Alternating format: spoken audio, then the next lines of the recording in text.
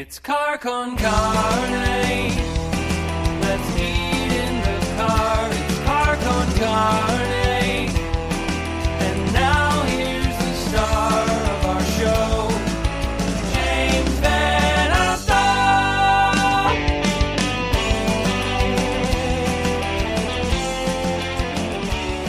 Car con carne, and we're back. I'm James Van Alstyne, and car con carne is sponsored by our friends at Happy to Meet You. I've been getting my meat delivered from Happy to Meet You for a while. They're Chicago's online butcher shop. They come to your door. Order late, get your food delivered next day. In fact, get it delivered for free with my promo code CARNE, C-A-R-N-E. The meats they have, the cuts they have, this is the same stuff that you get at the big steakhouses in Chicago, and it's delivered to you. If you look at the Car Con Carne Facebook or the Car Con Carne Instagram tonight, you will see a borderline pornographic video of the steak that was made using the ribeye from Happy to Meet You. It was gorgeous, cooked to a lovely medium rare. The food is fantastic. And if you're like me, shopping at grocery stores throughout lockdown since the pandemic started in March, you realize you can't make a bad cut of beef taste good. A bad cut of meat's a bad cut of meat. Happy to Meet You. Problem solved. Get food delivered for free with my promo code. Help support the people who support Car Con Carne. Use the promo code CARNE. Your tummy will thank you. All right, that out of the way, I'm excited. I have as my guest tonight Shannon Candy, who I guess we all kind of remember from Strawberry Jacuzzi, a band that is no longer with us as of last year. Correct. Yeah. What happened there? Everything okay? Oh yeah, everything's fine. Just, time to move on. People grow and move on, and here we are. Yeah, everyone's got like real jobs and things to do, and it's just harder and harder to get people together, Completely get it. Yeah. So as I was talking about lockdown as it pertained to Happy to Meet You, I mean, we've all found new ways to do old things. We're all figuring out how to keep ourselves busy during lockdown. The way you kept yourself busy was recording your first solo album. Yeah. I, like everybody, I'm bored. And like all of my musician friends, I've really missed playing music, getting together with friends and playing together. And, I thought like, well, when we are able to see each other again, who knows what that's going to look like, right? Like we don't know when shows are coming back and what it's going to be like when it does happen. So I thought, well, if I'm going to keep doing this thing that I love, that I'm passionate about, I might have to rethink how I do it. And so, yeah, I just started making music in my apartment, and I didn't think I'd share it with anybody. I thought it would just be for kicks. And yeah, very lucky that they all turned out good enough to share. Was there a point where you just weren't confident to let it loose into the wild? I've just never done it before. I've always had other people record me, and I have like sort of like a rudimentary understanding of how to use recording software and microphones and stuff like that. But, I'd never done anything where I was doing the whole thing. So I kind of just thought like, oh, maybe I'll get good enough at this eventually where I won't feel embarrassed sharing these creative works with the world. And like, a couple songs in, I was like, actually, these are okay. Like these are, non-embarrassing levels of good. And yeah, at that point, it kind of just became an album, but it didn't start that way. I just thought I was going to have fun.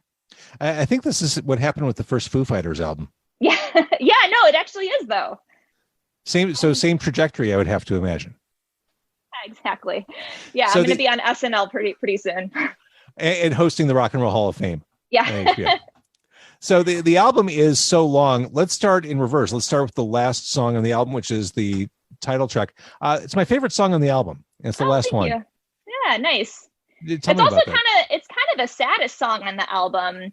So that one was just kind of, just all different kinds of anxiety and depression kind of seeping in, and just kind of feeling like, man, I'm so sick of everything. I just want to go away and never come back. Just feeling like I just don't want to deal with any of this anymore. And it's also exhausting.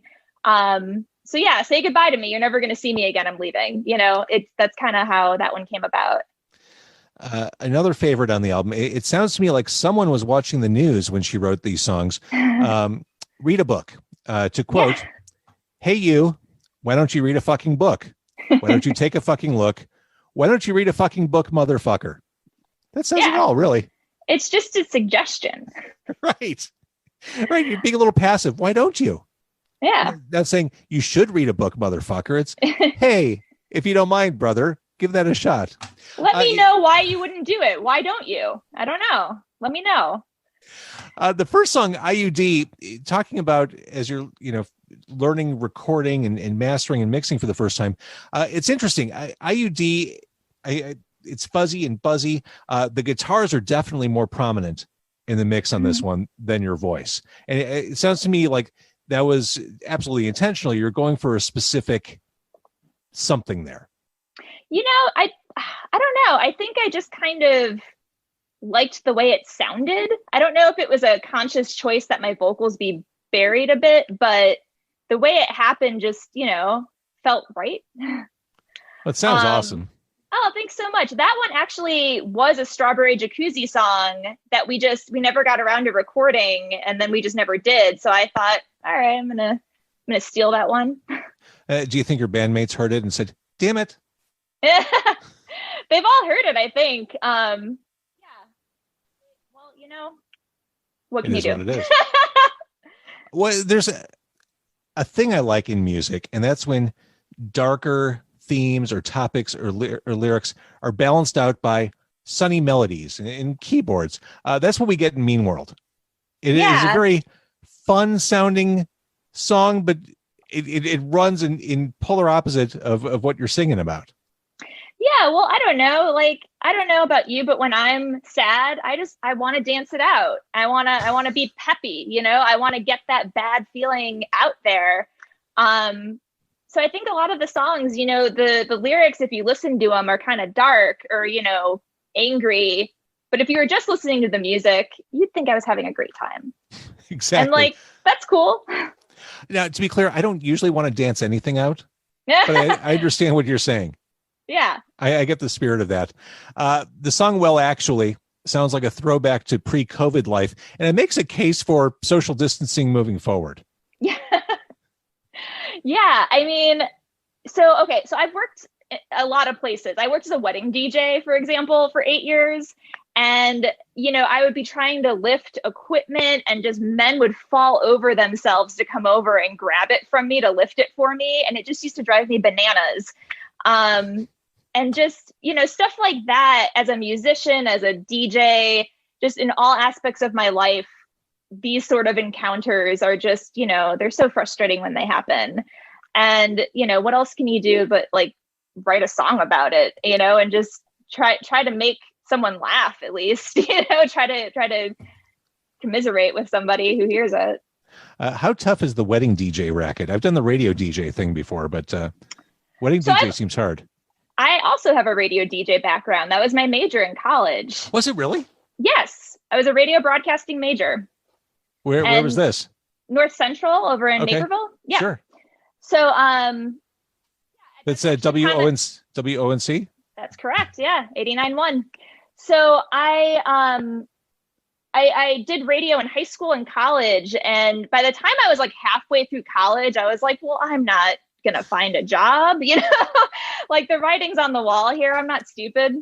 Cause this was 2006, 2007 that I was graduating. So, it was already so competitive because there were no jobs. It was never easy, but at that point, for sure, you were right. And so I started, DJing weddings at some point just because I missed playing music for people. Yeah. I missed being able to kind of control the vibe of a room with, my decisions. So, wedding DJing is one of the weirdest jobs I've ever had because I would leave weddings some nights and feel like this is the best job in the world. I would do it for free. I'm going to do it forever. And then some days I would leave and just be like, oh my God, if I hear, a Black Eyed Peas song one more time, I'm going to lose it. So yeah, it's a job of ups and downs, mostly ups. There's a lot of good stuff. Was there a lot of like Uncle Bob trying to slip you a 10 to play some Old time forgotten rock song? and roll? Yeah. No, that's never okay to play. Yeah, no. No Seeger. Lots of that. Lots of Uncle Bob coming over and like trying to touch me and dance with me. Lots of that. You get a lot of couples who are very cool, and like they think their taste in music is so obscure. And then it's just like LCD sound system. And you're like, well, okay, like, that's not that obscure. Like, you get a lot of stuff like that. But no, I'm obviously not doing it anymore because, but that was 8 years of my life. It was really fun. That's awesome. Going back to the album So Long, again, if you're just joining us, that right there is Shannon Candy. So Long is available for purchase, for streaming. Purchase would be the more appropriate thing to do in this day and age. Snaps and Claps. This one, truth in advertising, it has snaps and claps. Yeah. Right out of the gate. So that one, I in Logic, I made the snaps and claps that you hear in the background. Before I knew it was going to be any song, I just kind of made that for fun and saved the file as snaps and claps and then just never changed it. So the song might have been called something else had I done something different in the background, but here we are. So how much time did it take from conceiving this to putting it out in the wild last week? Was this the length, the breadth of the pandemic, or was this? No, it was pretty fast, actually. I started recording in like early August. And I would say everything got finished around like late September. And then I found someone to mix and master it, Angel Marcloyd. She's awesome. And once she was done with it is when I released it. So from start to finish, 2 months, 3 months. It's I talked to a lot of people at the front end of the pandemic, a lot of creatives, and there were many who had a hard time finding that creative spark, that inspiration. I mean, the sense of existential dread was crippling enough that it prevented people from creating. I think it's really important for creatives to tough it out, fight their way through it, and figure out ways to make that connection with that creative part of their brains. And you did. I mean, if nothing else, it's good to have that focus every day. Like, oh, I need to go back and clean up that song, or I need to add a verse to this song. Just keep the brain busy. Right. Well, it was nice just to have a distraction, especially as we got into like September and the debates and like so much was going on.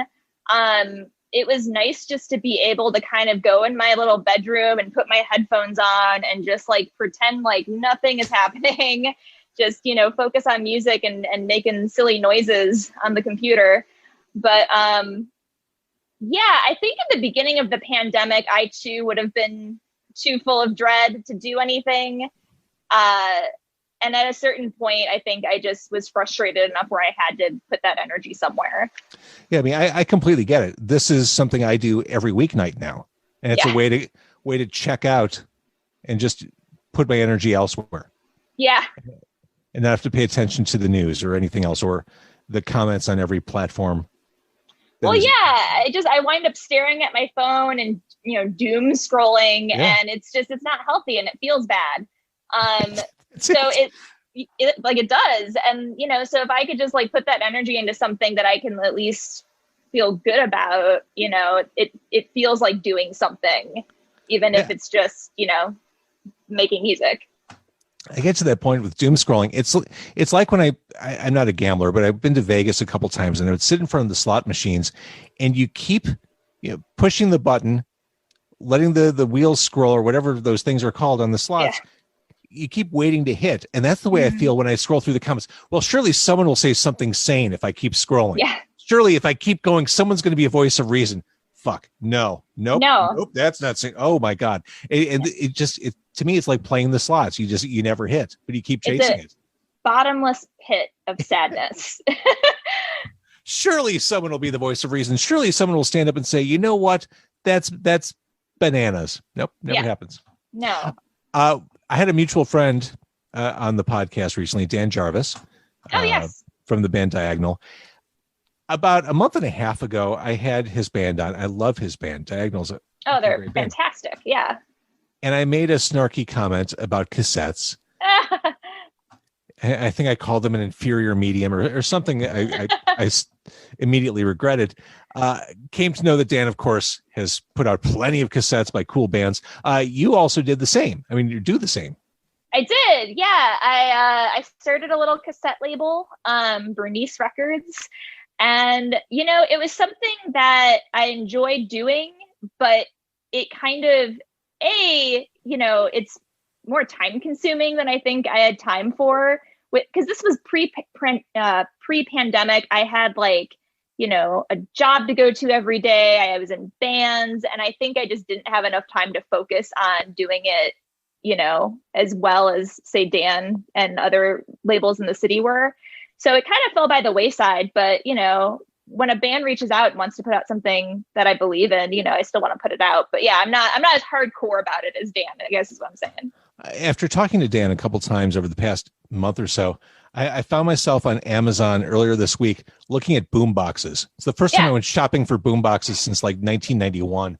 I'm like, okay, well, this is a turntable cassette CD combo. Wait, am I going to actually play CDs again? Maybe I will. I the getting back the vinyl collection was the gateway drug, and now it's all right. Let's go cassette shopping. Let's go to Half Price Books and see what we can pick up there. I think everything's going to come back eventually. It's just a big circle, and there's a level of comfort to it all too. The acquisition and just the collecting. With tapes particularly, I feel like that was the first medium I had growing up. That was what I listened to music on. I would tape songs off the radio, that was what I did as a kid.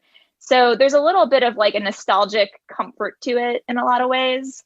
Even if it doesn't sound the best, it's, it just, there's something that just kind of feels good about it. What was the first album you ever bought?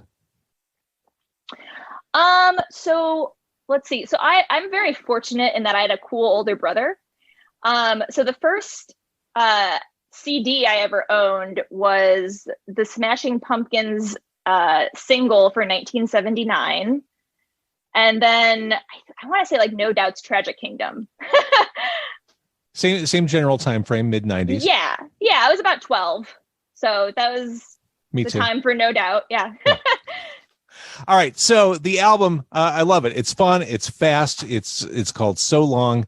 We can get it on Bandcamp and hear it everywhere else too, right? Yeah, it's on Spotify. It's on iTunes, Apple Music, all the usual places. Well, we learned a lot this year. We learned that you're perfectly fine as a solo artist. You don't need a band. You can do it all yourself. Oh, that's so sweet.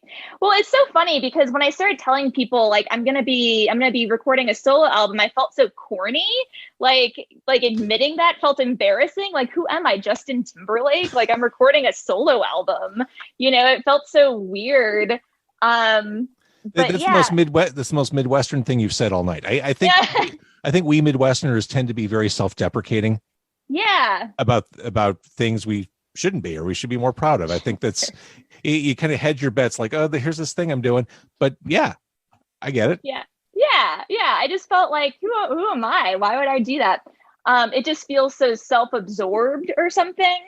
But really, I mean, I was just trying to figure out how can I do this? How can I do something I love in a way where I don't have to be around anybody? What's a way I can do this that's safe? Right.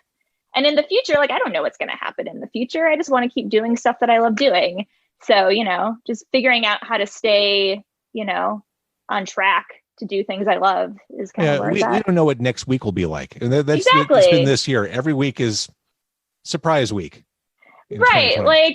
Oh God, even thinking back to when I said the debates earlier, I was God, it feels like a year ago. It feels so long ago. I've said this and we've all said this, but time has been flowing in such a strange way.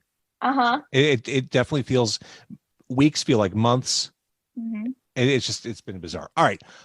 The long story short, So Long is the new album. You are Shannon Candy. Thank you so much for doing this. Yeah, thanks for having me, James. This has been great.